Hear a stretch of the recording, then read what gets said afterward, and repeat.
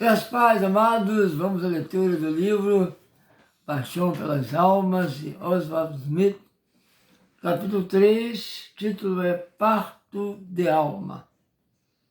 Podemos ler em Isaías 66, 8.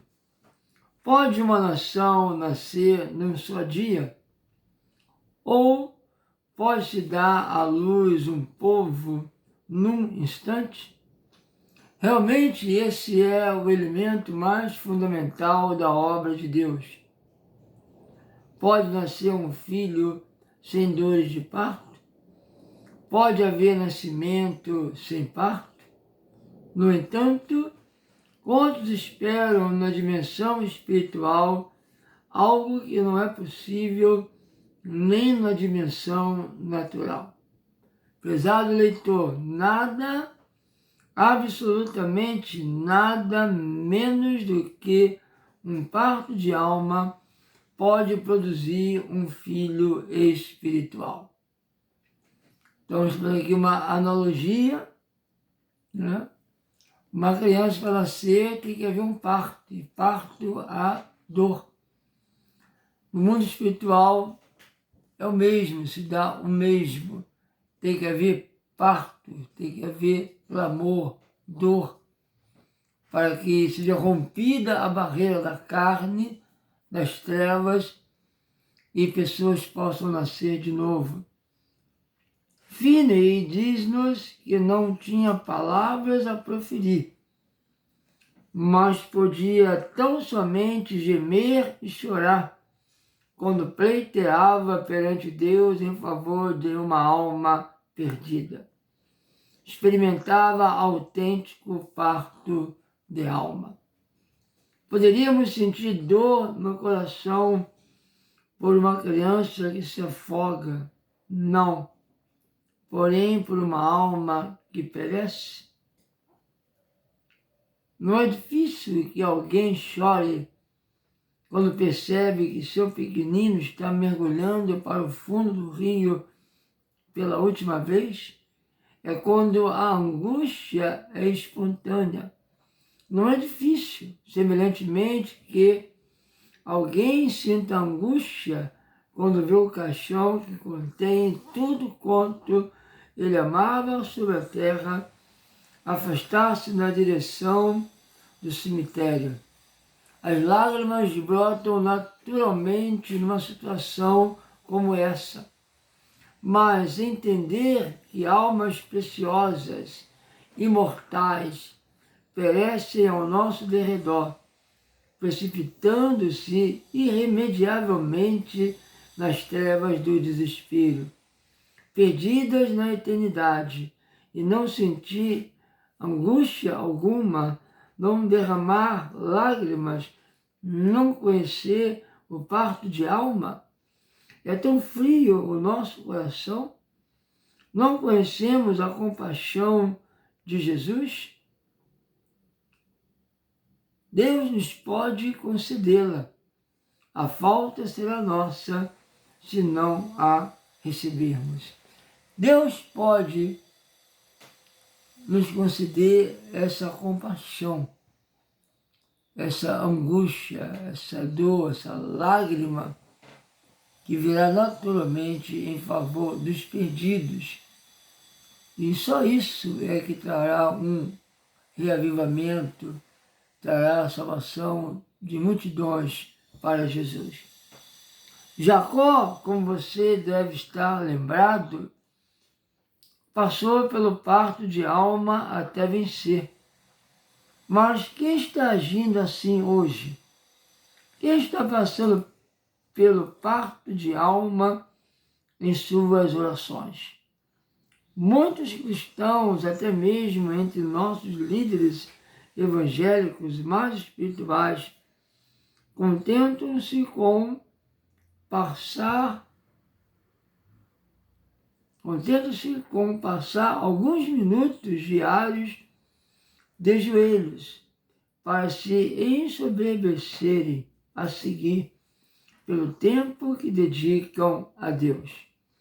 Aguardamos resultados extraordinários, verdadeiras maravilhas, milagres, sinais e maravilhas acontecerão, mas somente mediante esforços extraordinários no terreno espiritual.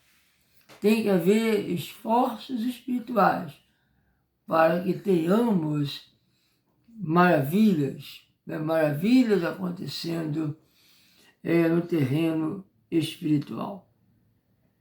Portanto, nada menos que um apelo contínuo e agonizante em prol das almas, hora após hora, dia e noite em oração, será capaz de levar-nos a prevalecer. Por conseguinte, ponham vestes de luto, ó sacerdotes, e planteiem, chorem alto, vocês que ministram perante o altar. Venham, passem a noite vestidos de luto, vocês que ministram perante o meu Deus, pois as ofertas de cereal e as ofertas derramadas foram suprimidas do templo do seu Deus. Decretem um jejum santo, convoquem uma assembleia sagrada, reúnam as autoridades e todos os habitantes do país no templo do Senhor, o seu Deus, e clamem ao Senhor. Joel 1, 13, 14.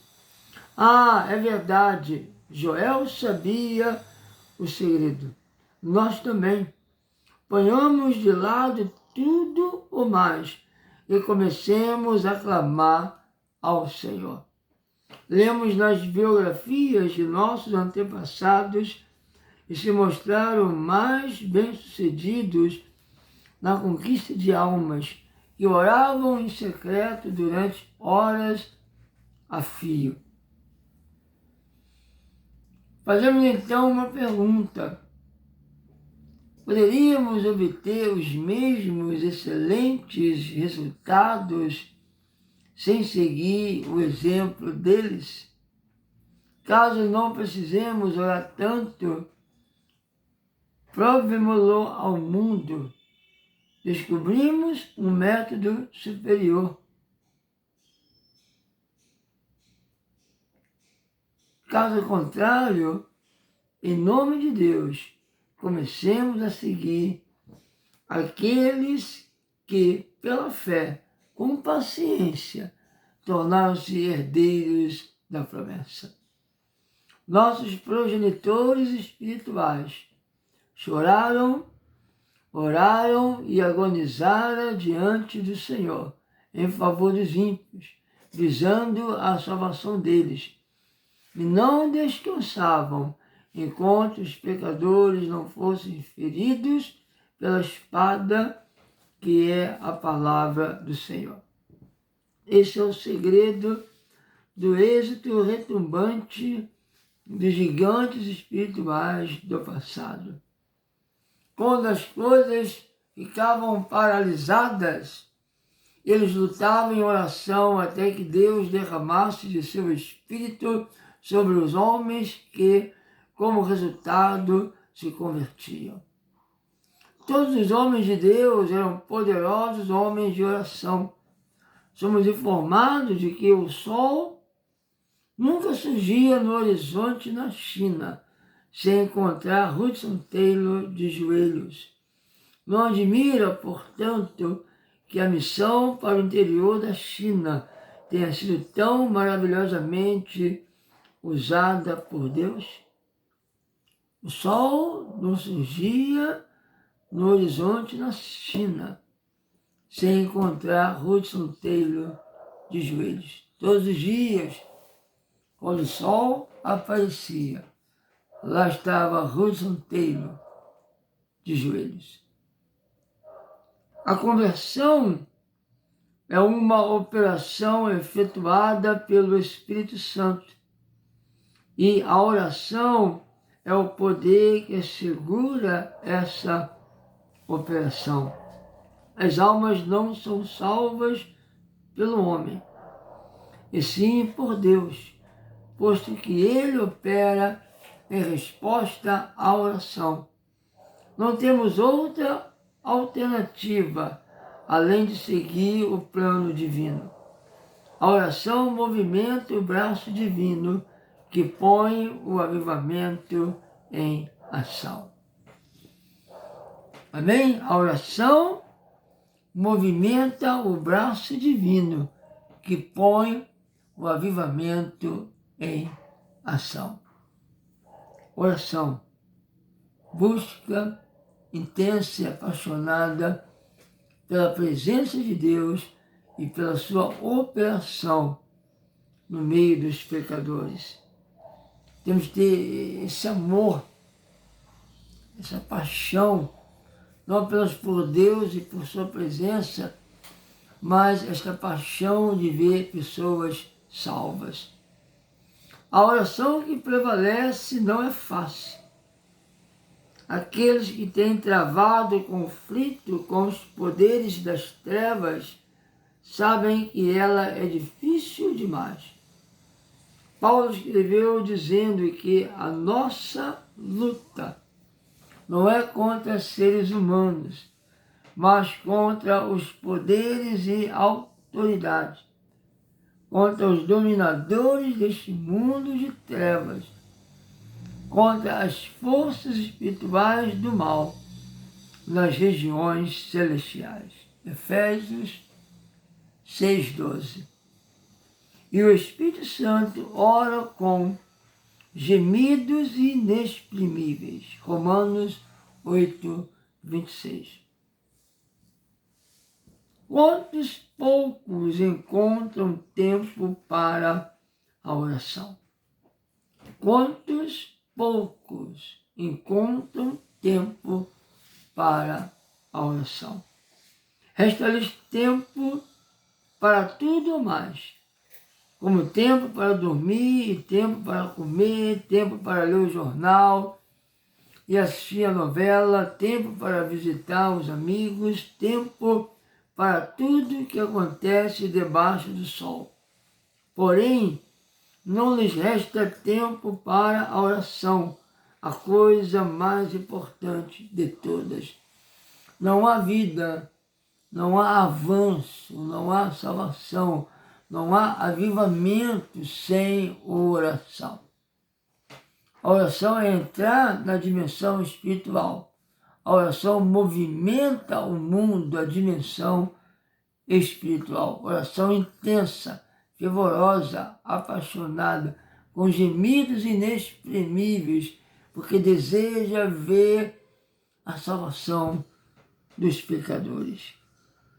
Pense em Susana Wesley, que embora fosse mãe de 19 filhos, encontrava tempo para trancar-se em seu aposento uma hora inteira diariamente. Encontrava tempo para trancar-se em seu aposento uma hora inteira diariamente, onde ficava a sós com Deus. Meu amigo, não se trata tanto de encontrarmos tempo, e sim de criarmos tempo. Criarmos tempo. Acordar mais cedo, botar o telefone para despertar, ter um horário fixo, um local. É muito importante ter um local, separar o local e ter o horário. Colocar o relógio para despertar. É hora de orar. E ir para o aposento secreto e orar e buscar a Deus, estar com Ele. Amém? E sim de criarmos tempo. E podemos criar tempo se assim o quisermos. Se há uma urgência, se há um chamado, se há um sentimento, se há um desejo, nós vamos criar tempo. Não temos falta de tempo, temos falta de interesse. Os apóstolos consideravam tão importante o ministério da oração que não quiseram desviar seu tempo, realizando o serviço de distribuição de alimentos. Antes disseram: e nos dedicaremos à oração e ao ministério da palavra. Atos 6, 4. Nos dedicaremos à oração. Nos dedicaremos, veja. Vamos orar. Veja, sei lá. Não, nós vamos orar. Não foi isso que eles falaram. Nós vamos orar. Eles falaram, nos dedicaremos à oração. É diferente. Nos dedicaremos ao ministério da palavra, a pregar. Nos dedicaremos a pregar a palavra. Esse é o nosso trabalho, orar e pregar a palavra, não outro. Os outros serviços da igreja delegamos a outros irmãos. No entanto, quantos ministros do Evangelho tomam para si a responsabilidade financeira do trabalho e quantos oficiais da igreja esperam que os pastores se encarreguem de tarefas administrativas? Não é de admirar, pois, que o trabalho espiritual desses pastores tenha tão pouca importância? Tremendo, tremendo isso.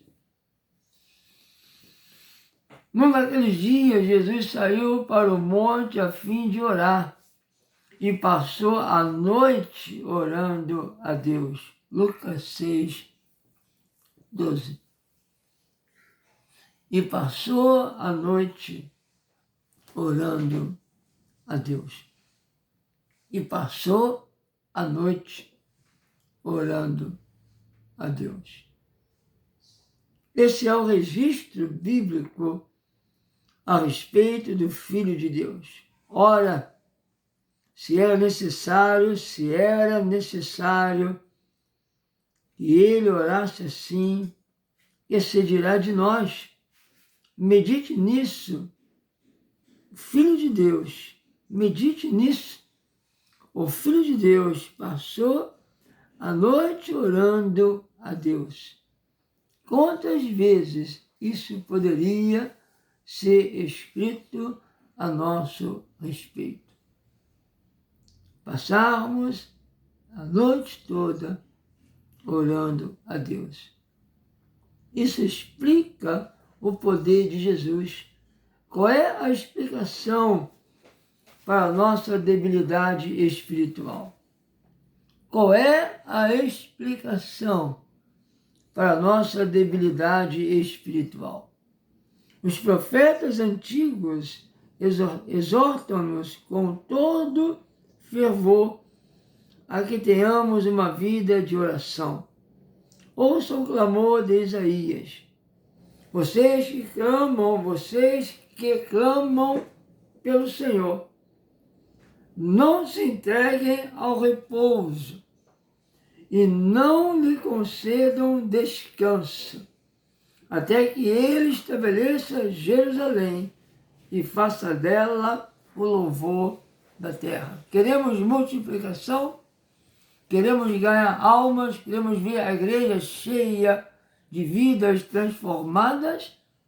Oremos. Não se entreguem ao repouso e nem concedam descanso ao Senhor. Isaías 62, verso 6 e verso 7. Que os sacerdotes que ministram perante o Senhor chorem entre o pórtico do templo e o altar orando. Poupa o teu povo, Senhor. Não faças da tua herança objeto de zombaria e de chacota entre as nações. Porque se haveria de dizer entre os povos, onde está o Deus deles? Joel 2,17. Os profetas não somente exortavam os outros a que orassem, mas eles mesmos se dedicavam à oração. Eles mesmos se dedicavam à oração. Disse Daniel, por isso me voltei para o Senhor Deus com orações e súplicas, em jejum, em pano de saco e coberto de cinza. Orei ao Senhor, o meu Deus, e confessei. Daniel 9, 3 e 4. E Esdras igualmente brandiu essa poderosa arma em todos os momentos difíceis. E caí de joelhos com as mãos estendidas para o Senhor, meu Deus, e orei, meu Deus. Esdras 9, 5, 6. Momentos de batalha, momentos de angústias, Esdras orava. Me ajoelhei e orei, meu Deus. Em seguida, lemos a sua notabilíssima oração.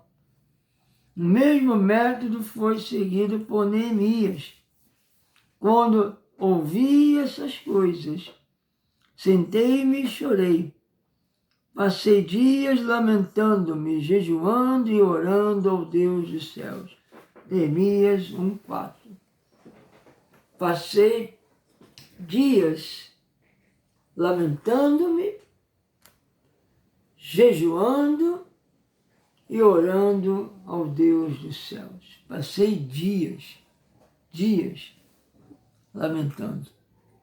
A gente está vendo a igreja vazia, a gente vê os pecadores indiferentes e nós não passamos dias chorando, lamentando, jejuando e orando. Tem que romper, tem que quebrar, romper. Tem que haver um rompimento. Rompimento. É difícil, não é fácil. É súplica, é oração, é jejum, dias seguidos de oração, dias seguidos de súplica, de clamor. Tem que haver um rompimento para vermos milagres, para vermos avivamento.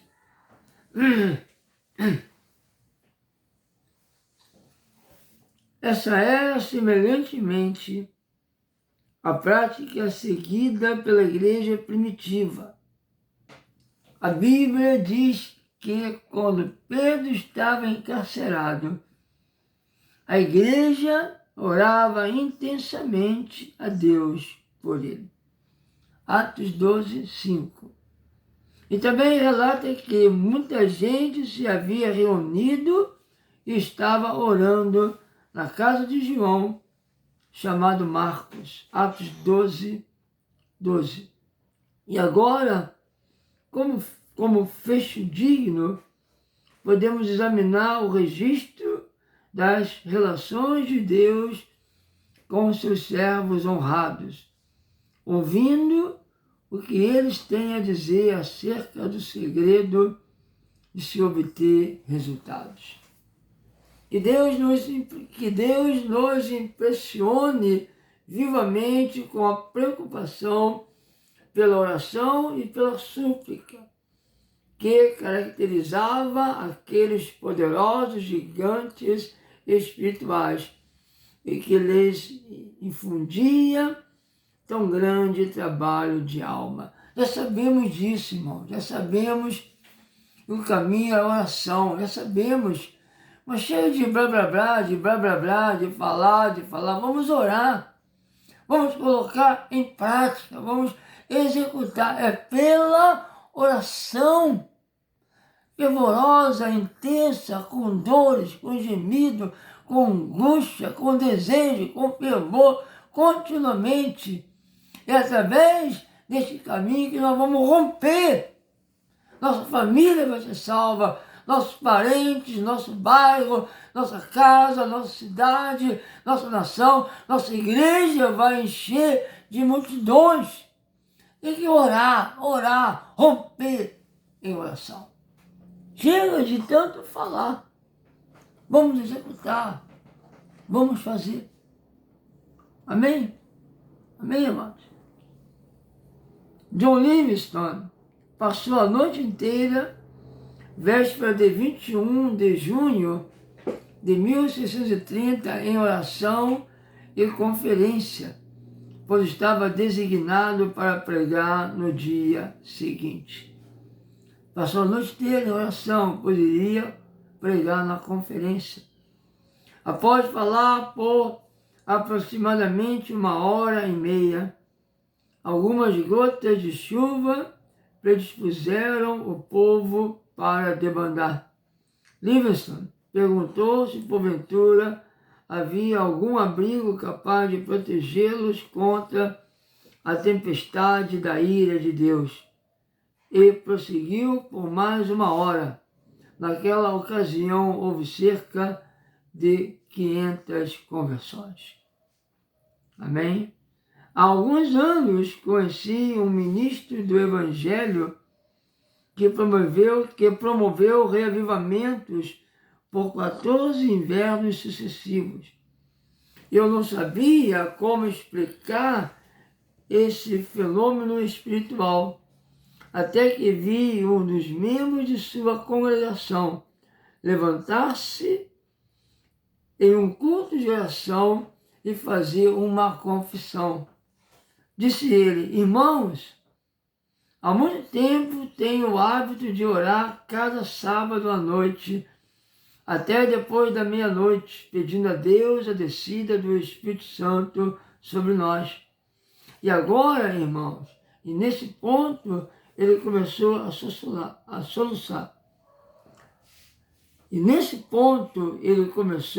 soluçar. Confesso que tenho negligenciado essa prática há duas ou 3 semanas. O segredo fora revelado. Esse era o segredo dos avivamentos contínuos. 14 invernos de avivamento. O segredo era oração. Todos os sábados, todas as noites de sábado, até depois da meia-noite, orando pelo derramamento do Espírito, pelo derramar do Espírito. Aquele ministro possuía uma congregação dedicada à oração. A oração prevalecente ou eficaz é aquela que alcança a bênção que busca. É aquela oração que move Deus realmente.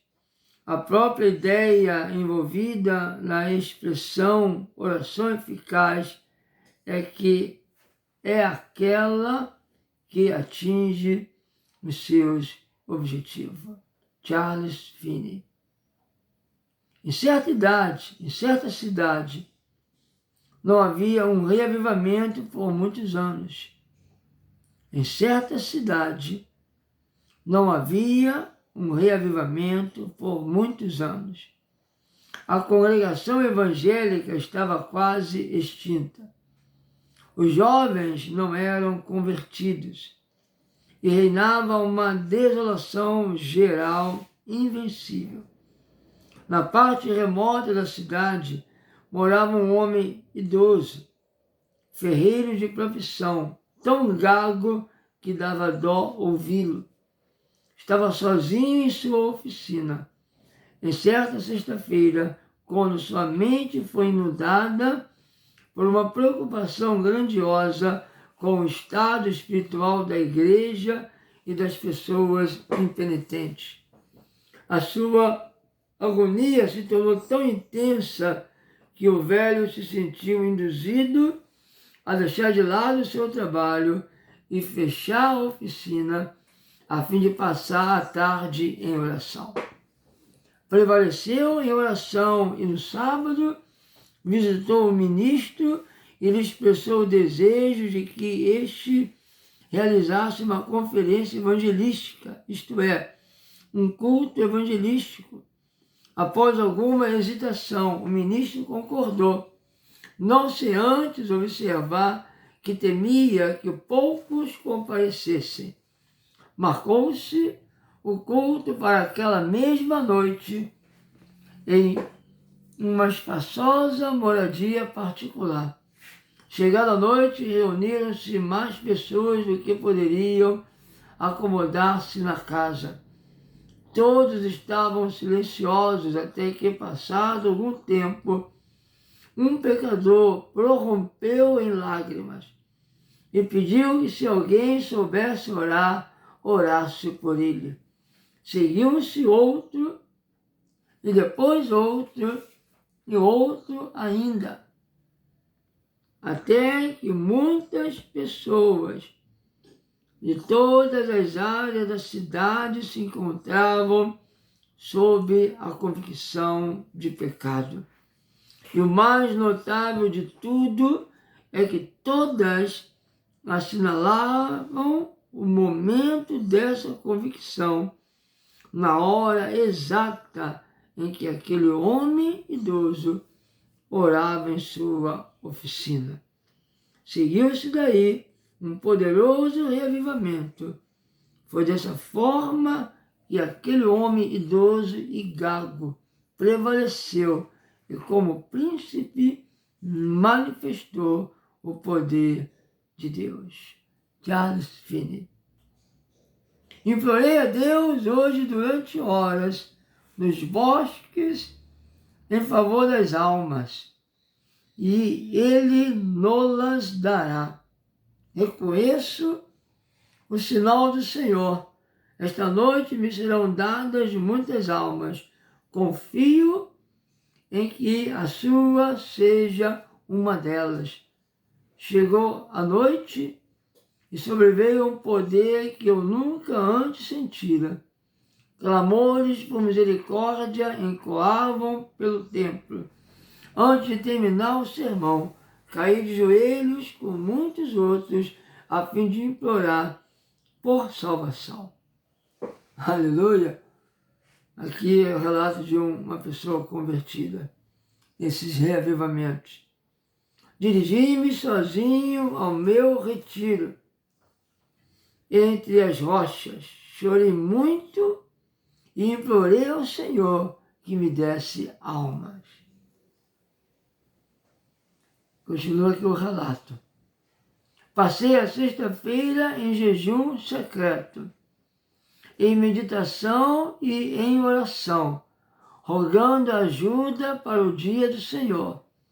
Meu sermão estava pela metade quando um homem soltou um grito. Diante desse brado, minha alma se enterneceu. Prostrei-me a fim de orar, pois não era mais possível continuar pregando devido aos clamores e lágrimas por todo o templo. Continuamos em intercessão e a salvação foi outorgada. Aleluia. Amém, amados? Ele se dedicou à oração. Bosques e lugarejos isolados se transformaram em recintos fechados, né? Transformou no seu quarto de oração, seu lugar secreto, os bosques. Nesses exercícios, o tempo corria célere. Ele parava em lugares solitários a fim de orar, e o céu vinha ao seu encontro ali mesmo, de tal modo que as horas se lhe escoavam. Fortalecido no poder de tais batismos, ele se tornava ousado para anunciar a cruz, bem como disposto a carregá-la. Charles Finney. Propus que celebrássemos um pacto de orar em nossos aposentos, pedindo o avivamento sobre a obra de Deus, que orássemos ao nascer do sol, ao meio-dia e ao escurecer em nossos quartos, todos os dias durante uma semana. Depois disso, nós nos reuniríamos novamente para ver o que mais deveríamos fazer. Não foram utilizados outros meios, mas o desejo de oração imediatamente se derramou sobre os novos convertidos.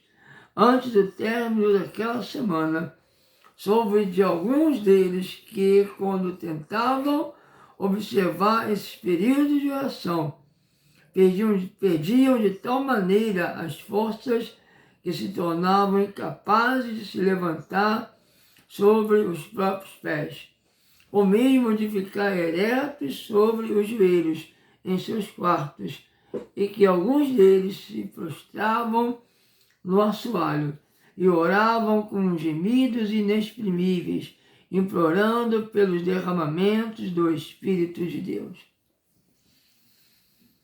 o Espírito se derramava. E assim, antes de terminar aquela semana, todas as reuniões contavam com grande número de pessoas. Houve intenso interesse pelas questões religiosas, na minha opinião, tanto quanto houvera em qualquer outro período durante o reavivamento. Charles C. Finney. Inúmeras vezes eu ouvi descer as escadas de manhã, após haver passado várias horas em oração, com os olhos inchados de tanto orar. Não demorava a fazer alusão ao motivo de sua ansiedade, dizendo: sou um homem de coração partido. Sim, é verdade, sou um homem infeliz, não por mim mesmo, mas por causa dos outros. Deus me deu tal visão do valor imenso das almas, que não sou capaz de viver se elas não estiverem sendo salvas. Oh, dá-me almas, pois de outro modo morrerei. David Banner. Aproximando-se o meio da tarde, Deus permitiu-me que lutasse ardentemente em intercessão por meus amigos. Mas foi justamente ao começar a noite que o Senhor me visitou de maneira maravilhosa em oração. Penso que a minha alma nunca passara antes por tal agonia. Não sentia nenhuma restrição, visto que os tesouros da graça divina se abriram para mim. Lutei em favor de meus amigos pela colheita de almas, por multidões de pobres almas, e por muitos que eu pensei serem filhos de Deus. Mantive-me nessa tremenda agonia, desde meia hora depois que o sol surgira no horizonte, até quase fazer-se noite,